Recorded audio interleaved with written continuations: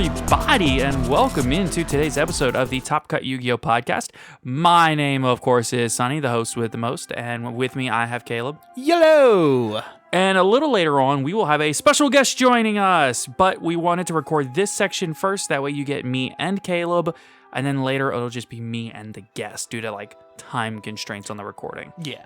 So, but for now, let's go ahead and do our patron shoutouts. So, a huge thank you to Austin Johnson, Kane Martin, Master of Isa, Mocha, Mr. Herbies, Scuzz Daddy, Witchcrafter Main 2022, AD, Aaron Gardner, Anthony Leela, Damian Zink, Dank Nugs, Dino DNA, Mountain Man, Myth Oceanus, Owen Alvarado, Pig, Rudolph, Sneaky Links, Jeremy Drysdale, MBT's Hard Leg, Ray Powell, and Sunny Sweet.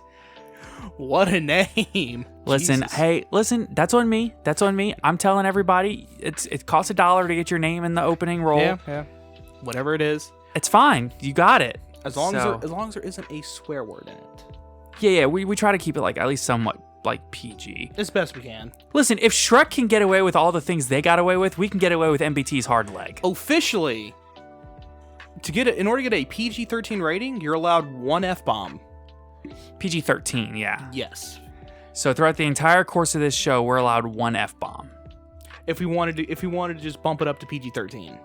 Okay. So we're going to have to remember that and use that one F-bomb wisely. Like Deadpool? Right, yeah. Except he didn't use it wisely. He just used it whenever he felt like it. Oh, no. It's going to be like Deadpool in a PG-13 movie. He's going to go the whole movie just saving it. Just, I gotta save it for a good time. It is something Deadpool would do. And then, and then Wolverine drops. He's like, oh, come on! That is exactly right. So, let's go ahead, and we do have a little bit of news to cover today. So, first off, on the news, we of course want to talk about the Speed Duel, the upcoming Speed Duel Duel Academy box, the GX Speed Duel GX Duel Academy box. Oh yes, this is currently slated for release March 18th with a big asterisk. Yes. Wait, it's slated for when? March 18th? Oh, good lord. With a big asterisk. Originally it was January something. Yep. Crazy. Oh, yeah. Funnily enough, on Yu-Gi-Oh! Organization, it opens with "Get your game on." Get your game on, likely not included. Get your game on being included here would be a huge RIP. Yeah. Because actually, the Get Your Game On Yu-Gi-Oh! Card is really expensive because it was a World Championship, exclusive card. Yeah. Oh, yeah. No, this would be great this would be the perfect time for reprint. Actually. Yeah. So far we only know of 6 cards in the entire set, and it's 6 of the 24 secrets. Yes. So I'm just gonna go ahead and read out the entire product page. That way, we just get a full understanding. Yeah. The next generation of Yu-Gi-Oh! Speed Duel arrives on March 18th, with the launch of Speed Duel GX Duel Academy box. Loaded with 8 unique decks that are ready to play right out of the box, the Speed Duel GX Duel Academy box is designed for beginners to Speed Duel as well as existing fans of Speed Duel. The box includes several Speed Duel essential cards like Book of Moon, Sphere Karibo, and Floodgate Trap Hole, perfect for duelists who are trying Speed Duel out for the first time or for those who are revisiting. As the name implies, the Speed Duel GX Duel Academy box features characters from the Yu-Gi-Oh! GX series. Skill cards of Jaden Yuki, Aster Phoenix, Chaz Princeton, Alexis Rhodes, and others are included, along with their signature monster and deck strategies. Save the city with Jaden's Elemental Hero monsters. Defend the night with Aster Phoenix's Destiny Hero monsters. Steal the spotlight with Chaz Princeton's Ojama monsters, and much more. So, the first thing to take, this is only half of it, but I'm just going to stop right here, break this first paragraph down. Yeah. So, the first thing to note is obviously Book of Moon, Sphere Karibo, and Floodgate Trap Hole getting reprints. Oh, yeah. So, these are reprints not just in the TCG, but also in the Speed Duel format, because these cards are already legal in Speed Duel, but they'll be getting a nice reprint. Oh, yeah. So yes, in TCG, Book of Moon's got 15 commons or whatever. The issue is, though, is that in Speed Duels, you can only use cards that say Speed Duel on them. Right. So all Speed Duel cards are legal for TCG, but only Speed Duel cards are legal for Speed Duel. And it's not a case of, oh, there is a Book of Moon in Speed Duel, so I can use my Book of Moon from LOB. Book of Moon wasn't in LOB, but I understand what you're saying. Yeah. From the first printing of it. Right. You can't do that. You have to use a Speed Duel Book of Moon. Yeah, so like you could say Book of Moon is in Speed Duel, but that doesn't mean I can use my OTS Ulti Book of Moon. Exactly. Right. Or my Champion Pack Super. Right, exactly. So that's why it's good to not only have reprints of expensive TCG cards, but also some good Speed Duel cards. Exactly. So, also, something to note here, we're getting Elemental Heroes in the Speed Duel box with some skill cards that could make the classic Elemental Hero fusions like actually playable. Oh yeah, particularly with the, issue with them all being vanillas. Right. But having like a skill card to where you can add like two of the vanillas and a polymerization from deck to hand. Yeah. Like something like that would be crazy. Or even just add polymerization, and then you can then you can substitute one normal elemental hero for another one. Yeah, anything like that. So like let's say you have Avian and Clayman, you can just this Clayman's name is now Burstinatrix, and boom. Right. So something like that would be cool. Also, having the Destiny Heroes in here is pretty cool. So this gives a good opportunity for the use of certain Destiny Hero monsters, as well as the Ojama monsters. So it's interesting that for Chaz, they went with the Ojamas instead of Cyber Dragons. Well, no, Chaz, it was the dude with Arm Dragon. Yeah, but I thought he had Cyber Dragons too. No, that's Zane. Oh, okay. Zane Truesdale. Okay, well, it's still interesting that they went with Ojamas instead of Arm Dragons. Yeah. Probably because they just gave Arm Dragons a bunch of support in the TCG. Maybe, yeah, that might have something to do with it. So, now for the next section. The Speed Duel GX Duel Academy box can be played several ways. While intended to be played right out of the box, special rules for both sealed draft and sealed cube formats are included. Ooh. Draft with friends or customize and build your own draft cube. The Speed Duel GX Duel Academy box is a great starting point for customizing sealed play for groups of friends to play together. Several decks can be made by combining multiple copies of the Duel Academy box together, which provides a great opportunity for duelists to bring their friends and family into the game. Each box includes 200 game cards and 20 skill cards. Also included is an 8-card secret rare promo pack from a selection of 24 cards, including several GX era classics like Elemental Hero Flame Wingman, Destiny Hero Dasher, and Ojama King. The Duel Academy box packaging also doubles as a storage box, featuring Jaden, Aster, and all the characters featured in the set, providing the perfect storage for a growing collection. So, let's break this next section down. Yeah. So, obviously, it's really cool that this is how they wanted to go for a sealed draft and sealed cube formats. Which I think is really cool, actually. I agree. Particularly if like you, so like one way you could 100% just have a lot of fun is like you and your group of friends just collectively each get one box and build a deck out of it. Right. And then go from there. Yeah, or, I mean, you can theoretically just take, since Speed Duel decks are only like 30 cards, I think. I forgot about, no, you can easily, each person go in like $10. Yeah, I mean, mean, not even split it between everyone. Right, and since it's sealed and there's, a bit of a luck aspect to it, you can still get, everybody gets certain cards. Yeah, and can build a deck, and then I guess winner gets to keep the box. That would be a fun way to do it. Yeah. Like everybody put up, say you have, I think the box is MSRP for like $30. Yeah. So if you have 5 people, that's $7 a $6. piece. Yeah, $6 a piece. Thank you. I'm terrible at math. Yeah. Well, let's just say 35 because of taxes. How about this? They're $30 a piece. Yeah. You get 4 people. Okay, yeah, that's... Which makes sense for like a tournament kind of Yeah. format. So 4 people at, say, $32 after tax, whatever, Yeah. is about $8 per person. Yeah. So everybody pays $8. Yeah. Winner gets to keep the box. Yeah. That would be cool. Then, like, each person keeps whatever cards they drafted. Right. So that is pretty cool. Another huge thing to note here, obviously, is a secret rare reprint of Destiny Hero Dasher. Mm-hmm. So this is big for the TCG also. Oh, yeah, because Dasher before only had, like, 3 printings, a rare and 2 4 printings. A rare, 2 commons, and then an OTS. He's getting an OTS Super?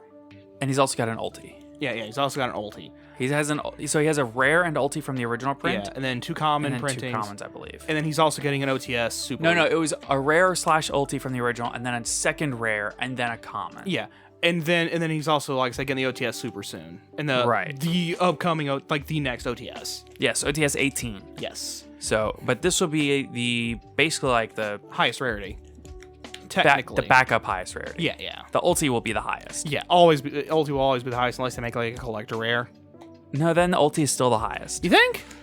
From a set from 15 years ago, yeah. Oh, fair. That's fair. Yeah, it's not an OTS ulti. The ulti is from 15 years ago. That is fair. So a near mint first ulti will always be highest unless they do like a ghost, which I don't see happening. Not for Dasher. Yeah. Maybe for Plasma or Doom Lord, but not for Dasher.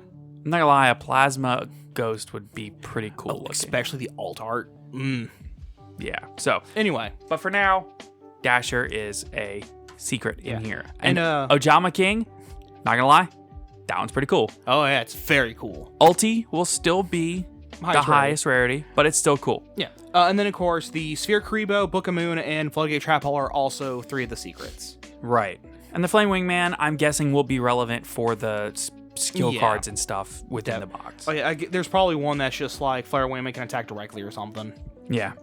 Following the release of Speed Duel GX Duel Academy box is Speed Duel Tournament Pack 3, which will be available to OTSs starting March 25th.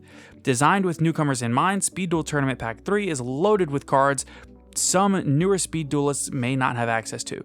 Several cards from the Speed Duel Starter decks, Match of the Millennium and Speed Duel Starter decks Twisted Nightmare, are available again as super and ultra rare cards.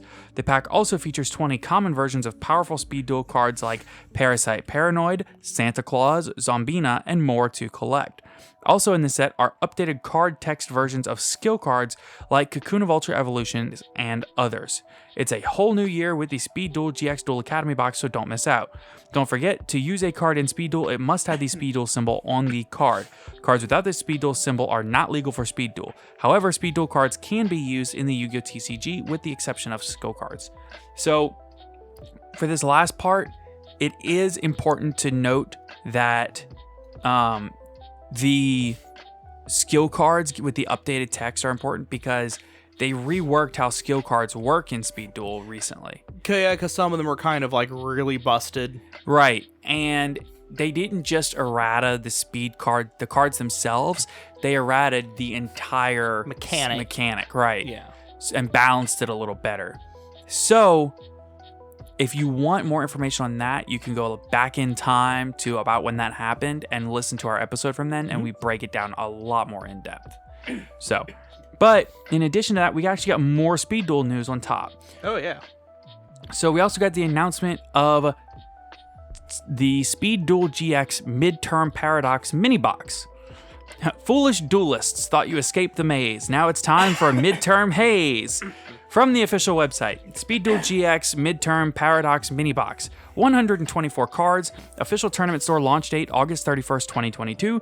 General launch date September 2nd, 2022. MSRP $16. Well, $15.99 US dollars. In the Yu-Gi-Oh! GX animated series, Dr. Crowler hired the Paradox Brothers to teach Jaden Yuki and Cyrus Truesdale a lesson. Now you can step into the shoes of the Slifer Red students or their opponents in Speed Duel GX Midterm Paradox Mini Box. That is a tongue twister. Speed Duel GX Midterm Paradox Mini Box expands the Speed Duel GX Duel Academy box, introducing even more cards into the Yu-Gi-Oh! GX animated series that are new to Speed Duel. Speed Duel GX Midterm Paradox is a 100-card static set that includes 4 complete Speed Duel decks ready to play out of the box. Here's just some of what you can expect. Pre-built decks for Jaden Yugi, Cyrus Truesdale, Bastion Misawa, and the Paradox Brothers. Ooh. Brand new skill cards for iconic Yu-Gi-Oh! GX characters. Explore new strategies with additional cards and upgrade the Speed Duel decks you already own. Discover secret rare variants of popular GX era cards. Play with it on its own or as a perfect complement to the Speed Duel GX Duel Academy box. Each Speed Duel GX Midterm Paradox box includes 100 common cards, 12 skill cards, 4 of 12 secret rares, 2 two-player Jaden Yugi and Cyrus Truesdale deluxe game mat. It says two-player, but I'm guessing it meant 1 two-player game mat. No, There's no way you get two-player game mats in one box for $16. Who knows? They also might just be made out of paper instead of like rubber. Yeah, rubber, the regular mat material, rubber, and whatever the cloth is. Yeah, it probably is paper. Or it could also be cardboard. Oh, don't say that. Don't say that. Already did. I would rather be paper than cardboard, honestly. Oh yeah, because then, at least with paper, you can like flatten it out properly. Not have those little divots from where you're folding it. Oh gosh. Okay, but this is big news. Why? Because Para and Docs. You know what that means? Gate Guardian support. When? August 31st. Just in time for my birthday. I accept all presents and gifts. Gate Guardian support. Yes. Now, don't say it. I don't think they're going Don't say it. They're going to make new Gate Guardian cards. I said don't say it. I think they're just going to reprint like old Gate Guardian cards. However, the next set is called Power of the Elements. True. Oh my god. So I think that's what I'm thinking is they're going to reprint Gate Guardian here. So because since when was the last time Gate Guardian got a reprint? It was a common in one of the legendary collections, maybe? Like almost 10 years ago. No, it wasn't quite 10 years ago. I'm looking it up. Hold on. Just keep talking. Anyway, yeah. So I think they're doing that so we get a reprint of Kazijin, Suijin, Sangha of Thunder, and Gate Guardian for them to release new Gate Guardian actual support cards. Legendary Collection for Joey's World. It had a common. Yeah. And the commons, by the way, are $11. Yeah. So I'm thinking that they're going to reprint the actual Gate Guardian stuff here. So that way there's a newer reprint, so it's fresh in everyone's mind, and then release Power of the Elements with actual new Gate Guardian support that lets you like help turbo out Gate Guardian himself. If they release a Gate Guardian OTS ulti, I'm gonna coom. I'm just saying. Okay, so I mean, like, cause like all the Gate Guardians really need is a card that's like, hey, just cheat out all three of them with one normal summon. Let's go. Kazijin, Suijin, and Sangha of Thunder. Yeah, but then you also have to have Gate Guardian in your hand.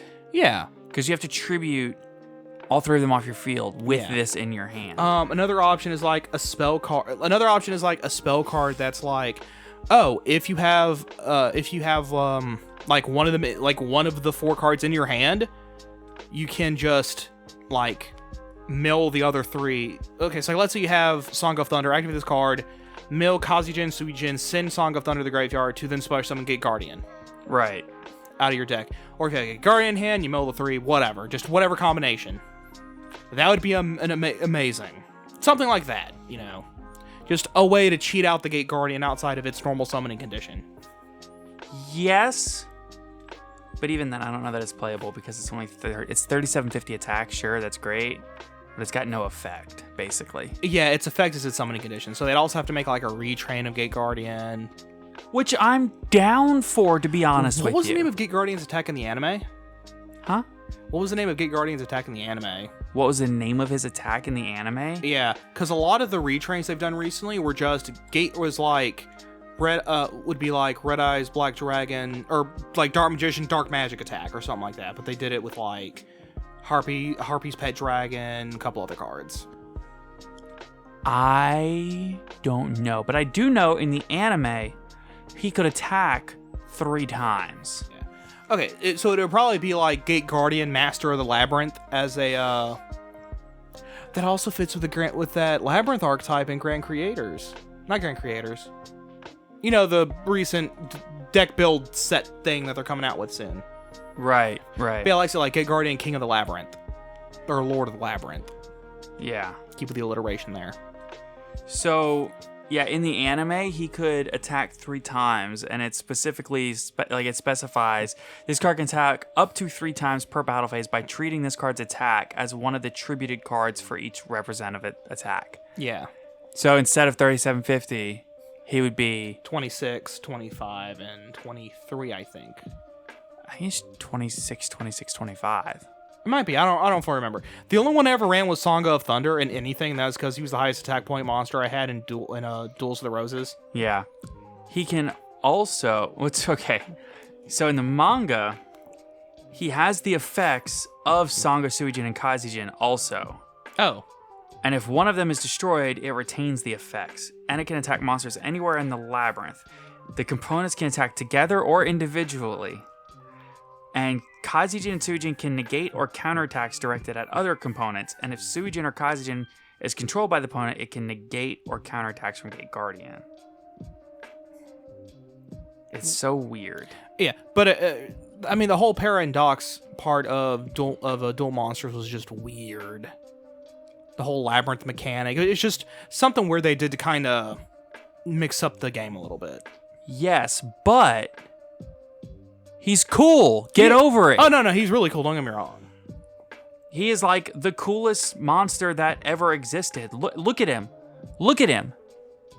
Look at him. Yes, I am aware. He's spectacular. He's a king. King he of the dropped his Labyrinth. crown. Here you go, king. King of the Labyrinth. King of everything. You know, where he gets lost. No, he doesn't get lost. He's not the Minotaur. He's so big that he overlooks the labyrinth. What are you talking about? Labyrinths have ceilings. No. That one didn't, but labyrinths normally have ceilings. But you admit that this one didn't. Yes, that one in particular did not. So technically, it doesn't make it a labyrinth, it makes it a maze. Shut up.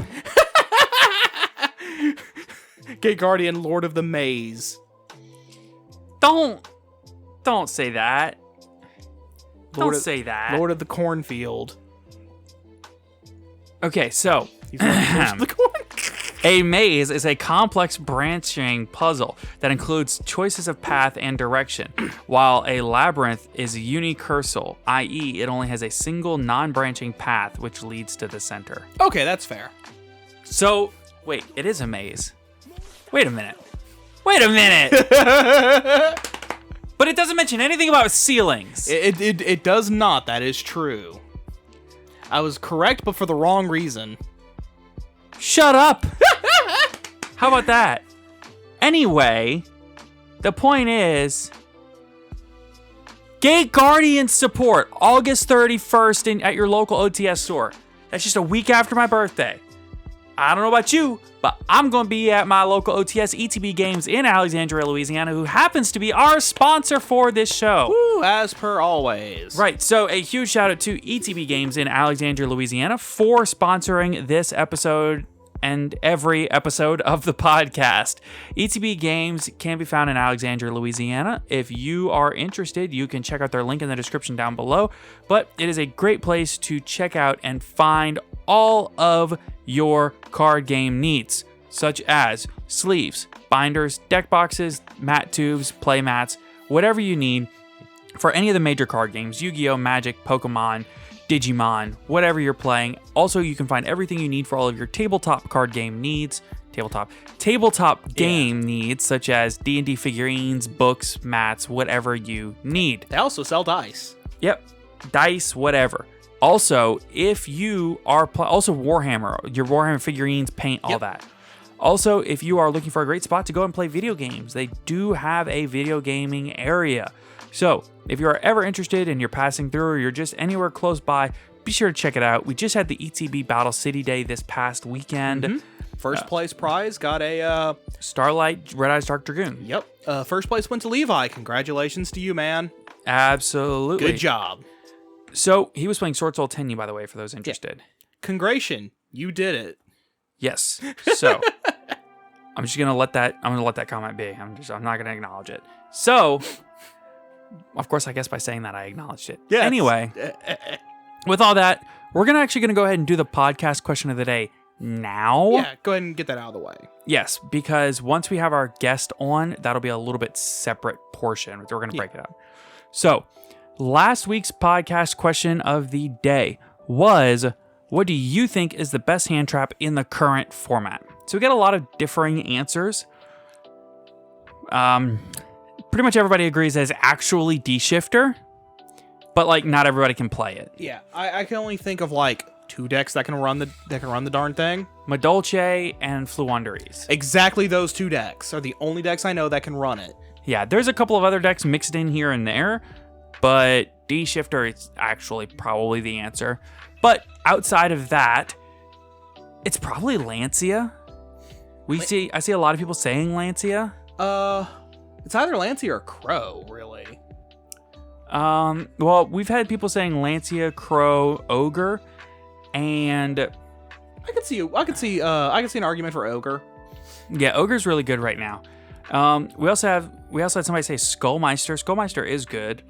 Imperm will always be the best hand trap for me because it's the only one that's good as card 6. That's fair. It is fair. I would say Ash, but since every top deck right now can search and special summon at least 4 times with a basic combo, I would probably have to say Omega. Cypher Lord Omega. Oh.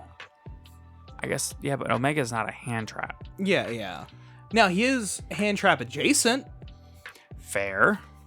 But he's not a hand trap, so he doesn't qualify, unfortunately. Right. And then in the Discord server, we had, Shifter again, Lancia, Ghost Ogre, Lancia. Yeah, I mean, really, Lancia and Ghost Ogre are probably just, like, the answers here. Yeah. DD Crow being, like, the one that's, like, arguably the answer, but... Didn't get mentioned a lot. Yeah, it didn't get mentioned a lot. So, but, I mean, Crow's just so good right now. Yeah, DD Crow, Lancia, and Ghost Ogre are probably the 3 best hand traps right now. Easily. So, I think everyone can agree on that. Yeah. All right, well, that'll wrap it up for everything here. And now we're going to go ahead and throw it over to myself and Tatsym. Woo. So we'll be back in just around the end of the episode. Me and Caleb will hop back in, and we'll see y'all there. All right, and we are back with our wonderful guest, Tatsym. What's up, dude? Yo, what's up, guys? How's it going? So, for those that don't know, go ahead and plug your channel. Yeah, it's youtube.com/Tatsym, twitch.tv/Tatsym, and twitter.com/TatsymDelta, because Twitter is apparently very relevant. I'm a competitive player covering mostly deck profiles, combo guides, stuff like that. There's something on my channel for everyone. I try to do all the top tier meta stuff, but I also love to feature rogue stuff. And hang out on Twitch with the boys, play some good games. I will absolutely say, for those that want a great blend of meta and rogue coverage, Tatsym's channel is a wonderful resource. It really is just spectacular. It's a great place to go to find, basically deck profiles for any relevant deck of the format. So, yeah. And not just like deck profiles, like actually like well thought out and good deck profiles, which is kind of rare to find on more rogue decks. Yeah, I'm blessed to be surrounded by wonderful people who are just as good at the game as I. They're just slightly better than me, so they help out a lot, and yeah, that's for sure. It's all fun. A lot of that goes into like a lot of what we talk about here goes into having a great testing group around you, and I think that is so critical, and it's awesome that you have that where you are. It's all mindset. Yeah, I agree. When I started playing, we had like one guy at our local who was like better than everyone, and like our group collectively agreed like we have to improve. And I think that's just like amazing once you and your friends all settle in on something and try to achieve goals, and everyone gets to goals. It's like the best feeling in the world. For sure, definitely. So with that competitive mindset and that competitive spirit that you're talking about here, you had a couple of regionals this weekend, right? Because y'all are in the Netherlands. Yeah. Where, like, those are actually happening. How was it? Imagine having remote regionals. That's actually my nightmare. I went to Belgium for one regional, and then we had one in the Netherlands ourselves. But it's only like a 2-hour drive for me to Belgium, to a different country. Imagine being American KW. It was a lot of fun. I really enjoyed it. It's kind of weird, man. I'm not gonna lie. Basically, I'm not sure how it is at your guys' place, but everyone in Europe just actively decided, okay, COVID doesn't exist anymore, and like no masks, no nothing, no checks. No, it's just like the weirdest stuff ever. So we arrived yesterday at like the store in Brussels, in Belgium, and like we just walked in, and there were like a lot of people, and it was like normal tables, and it was like a crowded room. It was very surreal to return, but a very good feeling. That's so crazy to me because here where we are, it's still like we're still not having any IRL regionals yet, things like that. Like they have a schedule, but every time stuff's about to happen, you go back and look at the schedule like 2 weeks in advance and it all got changed to remotes. And it's just like, why do we even have a schedule? It's really weird. It has been going hyper fast for us in the Netherlands at least, and for everywhere else in Europe, and it's a nice feeling, but I'm still getting used to it. I used to be a very social people, and I just loved being around people, but nowadays I get tired out by being around a lot of people. For some reason. I've been without that much social contact for such a while. It's so good to see all the boys again and to meet new people. Like yesterday was a lot of fun with a lot of people I didn't know, and today as well. And it's just the best feeling in the world, man. Yeah, absolutely. And I'm wondering, now that you're back to IRL events, what is the distribution like amongst players that you recognize that you just haven't seen in a while because of COVID versus completely new faces? Because realistically, over the course of 2 years, you're going to get like a lot of new players in the game. I'm wondering how many of them are like turning out for regionals and stuff. Yeah, especially since the remote stuff, even though there were extravaganzas over here, it's been quite difficult to keep track on who kept playing and who didn't keep playing. Like, my local community has changed quite a bit. A lot of new faces and a lot of people that just haven't returned.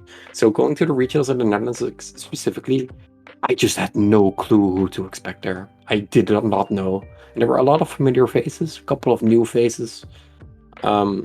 Because we've just been away for so while, but I definitely missed a lot of people. A lot of people that did drop out or didn't show up. It only had room for 40 persons at the Dutch regional, so Gotcha. people have been coming back, and there have been a lot of new players, definitely. Yeah. So what did the field look like as far as decks and as far as competition? What were you seeing a lot of at the event itself? I can't wait to trash talk the Netherlands. Let's go. Yesterday in Belgium, there was actually a lot of meta, and the people that didn't play meta were really good at their rogue decks. It wasn't anything good. I would still, like, I would rate myself as like a 7.5 out of 10, and I would rate those players probably around like 6.5. So it was like still like that's pretty average. I think like some people like Rafael, for example, like 9 out of 10, 9.5 out of 10. So the basic level is pretty good for such a regional. Today in the Netherlands, everyone was just playing garbage, and they were playing everything out garbage, and it's God, such a pain to see. Yeah, I love the people of the Netherlands, but oh my god, they can't fucking play for like a fucking moment. It's insane. Yeah, for sure. So, what are you looking for in when you're building a deck going into an event? It's so difficult, because the theme of today, like people not being the greatest, is definitely something that returns for the Netherlands. I don't really know why, but a lot of people just actively. I don't really want to trash talk them because they are all very nice and they all try in their own way, but it doesn't feel like they are trying like that insane hard or something, right? So for the Dutch regionals, my side deck, for example, 6 back row removal slots mandatory already. So basically insta win against like bad decks, and it always works out. So for like our regionals, it's kind of weird. This format is just super weird overall, in my opinion, because there's like a very clear defined best deck, but nobody knows exactly how to build or play it. So even though you could make your deck theoretically correct at a regional, it's not gonna work out at all. So if I were to go to an event right now, I would honestly play a lot of cards that I normally wouldn't play, just because like for example, yesterday I didn't really know what to expect, but I did know like a lot of the people there were still active in Belgium. So I main decked Lancias and it worked out really well. Like every game I had Lancia, it was really, really good. But today, if I had main Lancia, it would have been like awful, because the people in the Netherlands they're just not playing Those kinds of decks. the top deck. So I really had to change my deck accordingly. So I did actually play something entirely different today, just because I thought it would be better. It wasn't in the end really. It was good, but it wasn't like the best. But So, yeah, what it's is just like look at your surroundings, look at what you expect. Like if you go to a regional in X area, there's probably like people over there, and they probably haven't changed up their playstyle that much. So you can build your deck accordingly to that. right? So, what do you think is the best deck in your estimation? There are like two best decks. They both do the same thing. It's any Brave deck featuring the Rose Dragons, and then you either play a big Tenji package or a big Dragon Link package. And I think that those two are they're the same.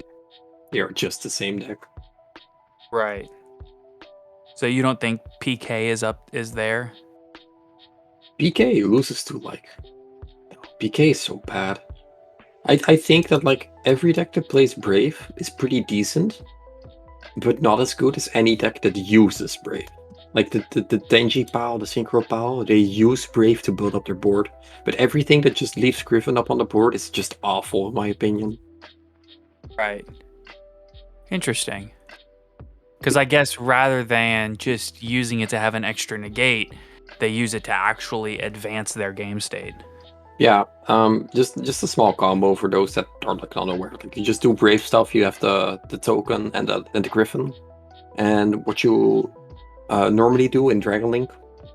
Next to that, you'll make a Hulk of Vibrex, which is really easy to do. Just get like any extender with like rocket, like any normal summon, for example, Black Metal Dragon, which you play, and then like a quick launch, and then you have Hulk. You summon Red Rose Dragon. You use the level 3 Red Rose with the level 7 Griffin to make Baron. So at all times that you're comboing, you have a negate. The Red Rose, when he's used for a synchro summon, you can summon Rox Rose. And when Rox Rose is summoned, you can add Basil Shoot, which is a monster reborn for the Rose Dragons. So then you have the Rox Rose and the level 4 token. You'll use those to make Shooting Riser. And Shooting Riser in almost every deck that uses that engine right now will send Snow. And from that point on, you just combo further depending on what deck you play. Interesting. So, yeah, at all times in the combo, you have a negate up on the field, and you just use your resources accordingly after that. It's just super good. It's way better than locking 2 spell trap zones and 2 monster zones for 1 negate. Yeah, for sure.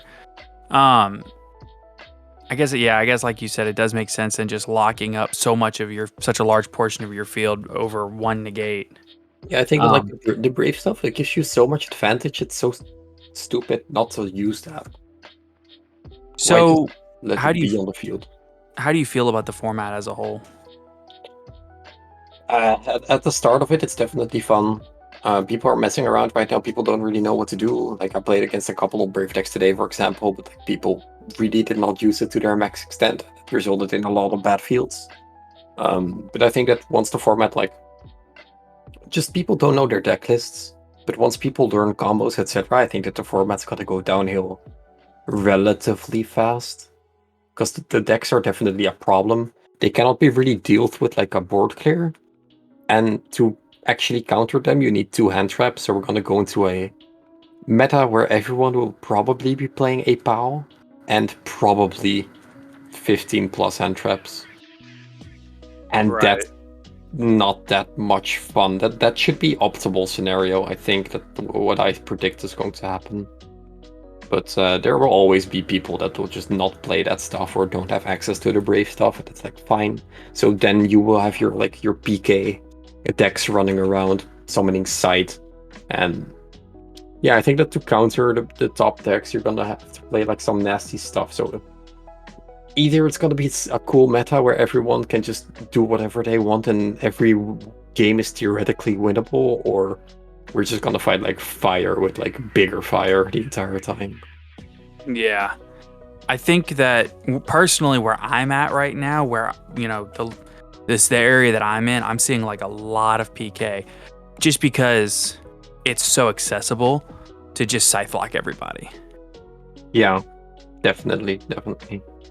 So I just don't think like PK dies to so many cards. It's kind of wild, especially when everyone will be running like 15 hand traps to counter the pile decks, and PK is going to drop off the meta like really fast again. right. So when you think about this format, early part being, like you said, pretty good, and the later part is going to be pretty rough. What do you think is that determining factor? So basically what I'm wondering is, in your estimation anyway, what is the difference between a good format and a bad format? And this doesn't have to be just this format, but just in general. I think a good format is when it's so easy to throw it on interaction, but I do think that's kind of true. Like when there's just interaction, when you can go like a couple of turns in. And I do think that the pile decks will enable that. They do enable a certain grind game, because it's easy to clear their board. It's difficult to OTK. It's going to be a little bit back and forth, so that's going to be cool. But everything site related, which a couple of people will just always come back to, is just going to be super annoying to play. So if I would look at like a good format, something where you can just play a lot of decks, which we are in right now, so that's kind of good. But I don't know, I think we are in a pretty good format. I don't think there's like that many cards that like straight up win the game right now, which is pretty nice to be in after a format where we've been cited and ordered the entire time. Yeah. So I think right now it's pretty good. It's just very diverse, very versatile. You can play anything you want realistically. But I'm not sure if the format's gonna stay like this for a while. I wonder what's going to happen when the Albaz stuff comes out next month. Yeah, it doesn't really work that well with Brave. So it's Yeah. play Brave, probably not good. That's fair. I'm hoping it's not good because I don't like it, but I don't like No, a lot. it will be relevant eventually, but the Despia stuff on its own, I've been saying this for such a long while. The deck sucks. It doesn't do anything. I played against it yesterday at the regional. It was pretty good, and the guy with like XO, like round 4 or something, he went like 3-0, and then I played against him. I like 2-0'd him in 10 minutes, but like the deck still does nothing. It's so wild. Like the new support will definitely change it, but I don't think it's gonna be able to compete with what we have right now. Yeah, I played against it at the most recent case tournament that I went to about 2 or 3 weeks ago, and I 2-0'd him, but we were 1-1 with like 5 minutes left before time, and I ended up beating him just before time got called. Nice. But I don't know. I think that it's just gonna be, I don't know. It does burn damage, and it does all kinds of stuff that's just not fun. And the double masquerade is super oppressive. Oh my god. Yeah, it's not fun at all. But I think that kind of what you said, in my opinion anyway, a huge key difference maker between a good format and a bad format is pretty built on interaction. So I don't like how prevalent Scythe is in this format, at least where I'm at. I see Scythe lock everywhere. And it's just... if I would go to a tournament right now, I would not consider a side strategy as viable. It's so funny how it's like so different in parts around the world. Yeah, see, and where I'm at, that case tournament, I went 3-3. Every game that I lost was because of Scythe lock. Just not opening hand traps and getting Scythe locked. I feel like you have misbuilt your deck then. Yes, I will acknowledge that looking back on my deck list, there were some pretty fatal flaws, but even so, it was rough. It was rough. Yeah. I mean, my deck like today, like I played against Sky Striker Artifact. He cited me 6 times, and yeah, it wasn't fun. I was actually, I haven't been that tilted in a while because it was just so Unfun. skillless as well. Like every turn, like standby phase. Okay, yeah. ignition, target this back row, and I knew like, yep, here we go again. There's just nothing you can do about it. It sucks so much. Yeah, and I just don't have fun with when there's no interaction. I like that back and forth, grind games, sure, I guess, but really just the ability to just play on and on and on for turns. And I think that those pile decks really do enable that much better. And I think it makes it more fun and interactive for both players. The Tenji deck is like way better at going second as well. You can almost like the Tenjis are just so good at breaking boards. Like Fishuda is absurd. So that's gonna be definitely nice. So you will 90% of the time, if you play that deck, definitely be able to play through like a board turn 2, which is just so refreshing to see. Right. Yeah, for sure. Just being able to bounce whatever at any time is just awesome. So I think last format was so powered by IO and so powered by Protos and different cards that can I forgot Protoss, yeah. Yeah, and I mean, even the Samorg Link being able to pull out a barrier statue or just an extra negate basically for free. Just the amount of cards that could just end interaction instantly kind of made last format horrible. And I think that we have just so much less of that this format that it makes it better, but I still kind of hate this format. Like, I hate the Brave engine being in everything. Do you even remember Mystic Mine is still legal? I mean, I hadn't even considered it. In the tournament right now, I would be surprised. Yeah. It's last format. I think that the reason why you remember that, like, you always will, once you have something in your mind, an idea in your mind, you will always be reminded of whatever that is. Like, that's why you will remember a lot of negative interactions, but you will not remember a lot of positive interactions. It will always color like how you see it. Like if you go to a YCS, you got like Protoss 2 times or 3 times, you will always remember the Protosses and not like all the other games. But because there were so many giant walls that format, you have Protoss, Order, mine was super relevant back then, Sight. Oh man, it was just like impossible to play. There were multiple decks you straight up could not play, which is just insane. It's so bad for a format. Right. And then, see, but I wonder how you feel about the Brave package, because personally, I don't really like the Brave engine. I think that its splashability in so many different things is kind of horrible.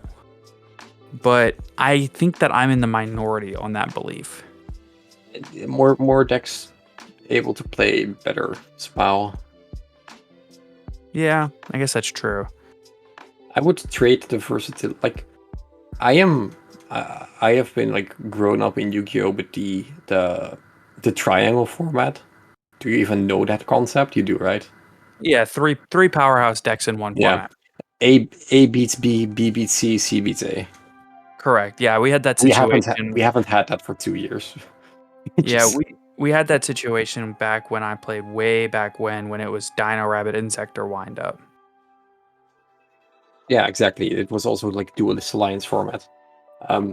Like it's cool. It's just different. Like back then, you could have picked your deck, pretty good choice. Put your side deck, really good. But like it was all pretty clear for everyone. And the big difference right now is that there's a lot more. You have to think a lot more about your deck building and your side decking. Side decking has never been this important, but it also has never been this hard to do because you just do not know what you can expect. So I like more versatility because it how do you say it? It encourages better deck building and better thinking from players, which a lot of people just straight up refuse to do sometimes, and those get punished. So I am all for more versatility and Brave being played. It's just so nice having like that deck around, because without Brave, like how many decks would not be able to be played right now? Like Dragon Link completely fell off, which is a good thing, by the way. I'm not a big fan that it's back. Right. Yeah. But like it just brings back so many decks. Like if you ban X card, then like 15 decks get unplayable, that kind of sucks. So I would rather have more decks played than less decks. Brave isn't that bad.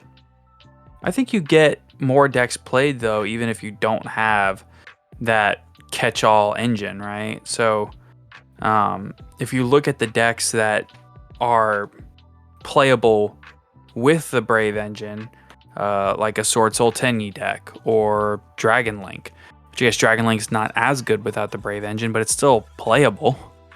Okay, so think of it like this, right? Let's say we remove Brave right now. What singular deck do we have left? Sword Soul Tenyi, PK. PK side. Okay, cool. Yeah, okay, we're done. PK side. Okay. Just have Striker. That's bad because it lost one Fusion Destiny. Striker fell off. Striker did fall off surprisingly hard, even If though it did not have had Brave no right IS. now, everyone would be playing Phantom Knights with sight. Yeah. I will make that trade any day. Yeah, and I guess it's just different where I'm at because people are just playing Phantom Knight with Brave. Where you're at, you're in that world. Yeah. I'm seeing Phantom Knight playing Brave and Scythe, so it's just like it's no different. Imagine being American, Lamau. No regionals, and I get Scythe lot constantly. Let's Yo, go. You want to know my matchups for like today and yesterday? It's really Absolutely. funny. You will be so surprised. I'm here for it. Today I played Virtual World, Sword Soul, Drytron, Striker, Artifact, Fluffle, Bee Trooper, and then in the last round I played. Oh, the last round was Fluffle, yeah. And yesterday, Geist, Phantom Knight, Tenji Bao, Despia, Tenji Sword Soul, and PK. Wow. So that is a very diverse. Yeah, make of that what you will. Yeah. And one of the PKs, by the way, was not a Brave or Side deck. So I played against one PK that did play Brave, but I haven't seen Side all match. Huh. Still lost because I'm stupid. But... So overall, you like the format? Yeah, I mean, if we would change seats right now, I would probably say no, but where I'm at, it's pretty good. Fair enough. Well, I don't want to keep our listeners here too long talking about the format, but what I do want to do is give you one more chance to plug your channel. If you like Brave, check out my videos. It's so bad. Every thumbnail has the Enchantress in it. It's no. I'm very happy with the state of the game right now. I really love this game. If I haven't put that passion across, definitely go check out my YouTube channels. I try to feature everything. I just like deck building. I like playing this game so much. I play something else every week. I have a Virtual World, Punk, Sword Soul, Virtual World, Punk, Souls Turbo up on my channel right now. For example, a lot of deck lists from the WCQs that I just played. So if you're interested in the Tenji Pal, the Dragon Link Pal, maybe Prankit's Brave, we have that as well. Or yeah, it's all up there. So definitely go check it out. It's and also some cool Master Duel content. Yeah, also a little bit of Master Duel content. Don't expect that too much, Master Duel, but yeah, and Dragon Shield Smile. That's it. All right. Well, thanks everybody for listening. Have a good one. All right. Well, I hope that you enjoyed that interview with Tatsym. We're talking a little bit about the format right now. And in the meantime, hey, have a great day, everyone. Take care, everybody.